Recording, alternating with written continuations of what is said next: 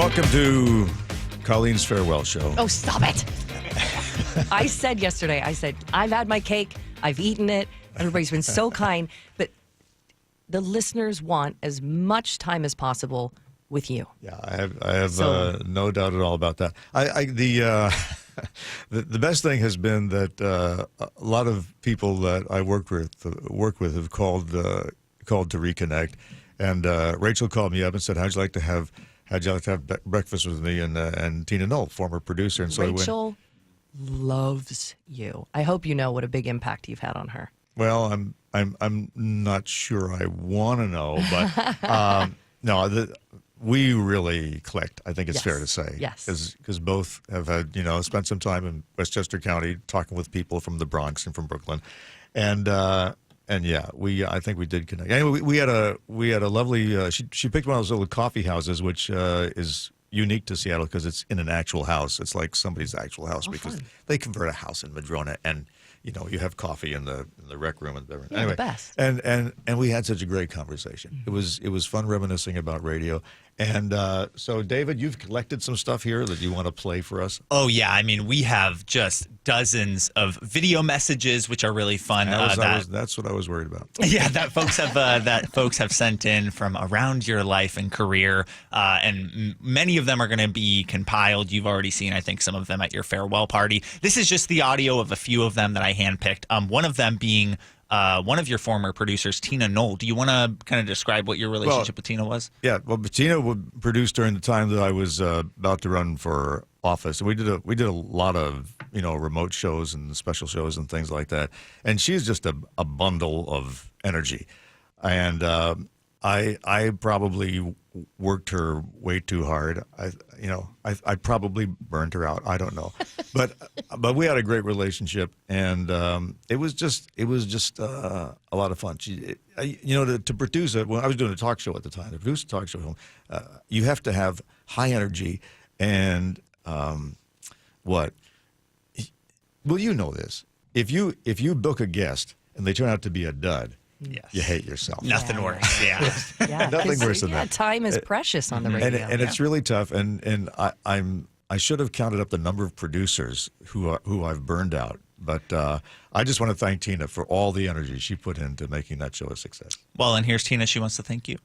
Hi, Dave. Congratulations on your retirement. What an incredible career you have had, and you have made such an impact on the Seattle community and really the entire country with your commentary and all the amazing work you've done over the years. And I just want to pop in and also say how grateful I am to you. I would not have the life and career that I have right now without having the time that I got to spend producing the Dave Ross Show from 2002 to 2007. You are such a wonderful mentor and leader. And you led with this curiosity and grace and kindness, and you gave me the freedom to really explore and to learn, and I just am ever grateful for that time. It really changed my life completely, and I am a better me, a better storyteller, a better leader because of the things that I learned from you. So thank you so much, and congratulations. I know this next chapter is going to be incredible. I hope it's full of wonderful hikes and great travels and time with your family, who are wonderful. Please tell everybody hi. Thank you, Tina. Yeah, hikes. Back in the day, a group of friends we'd hike every week, and so when I ran for office, I'd had a hike scheduled, and so I said to people who wanted to talk to me, come on the hike. I remember I was doing one time I was hiking with I guess he was the head of somebody in the Sierra Club who wanted to scope me out on various environmental issues, and I've got the backpack and we're hiking. I think it was Mount Si, something like that. And I'm so busy talking to him, I trip on a root and do a face plant. Oh, owie. Yeah, I looked pretty beat up, and it was totally embarrassing. But at least I showed him you were tough. I showed him I was tough. Surprised that didn't pop up in a Riker ad. Yeah, I know. He doesn't even know how to hike. That right there was the first time I've ever mentioned it. It was so embarrassing. Tripping is embarrassing. Yeah. You have a cut from Tom Tangney. Now Yes. Tom Tangney needs to thank me for making him famous. True that. Well, Tom, ever the wordsmith, he kept it very concise here. Okay. The number one thing I learned from Dave Ross is concision, how to be concise. So this is me at my most concise.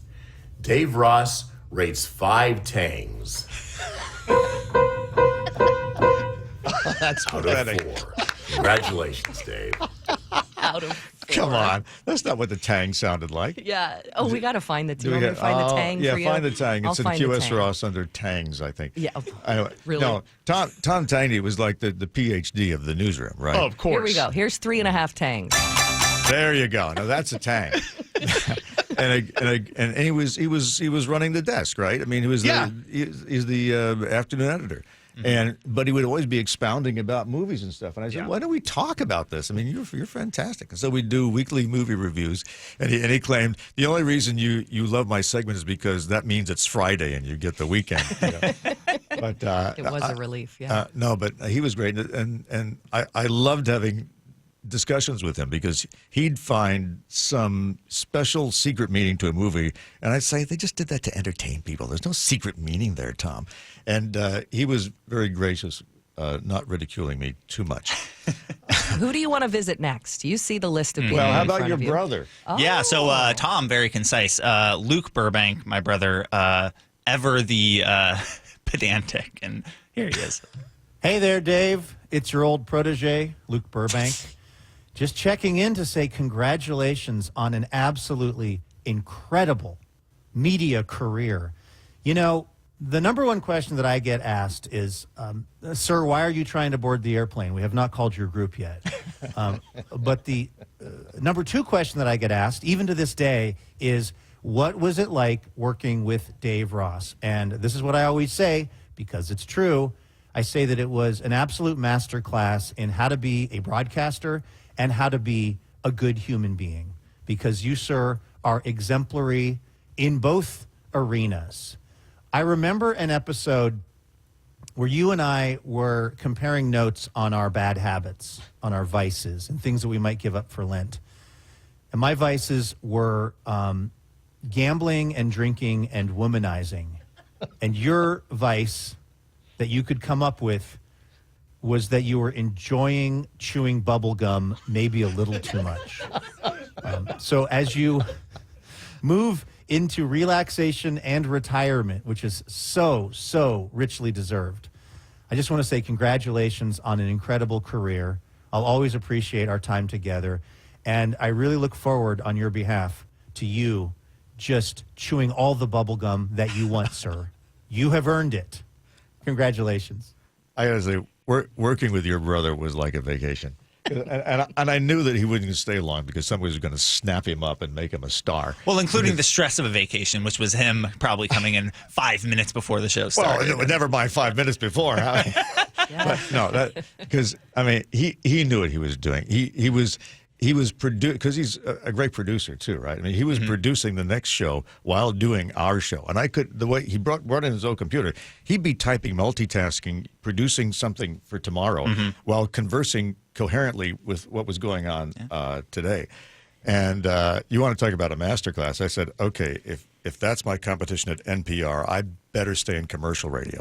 So back at you, Luke, and I enjoyed our time.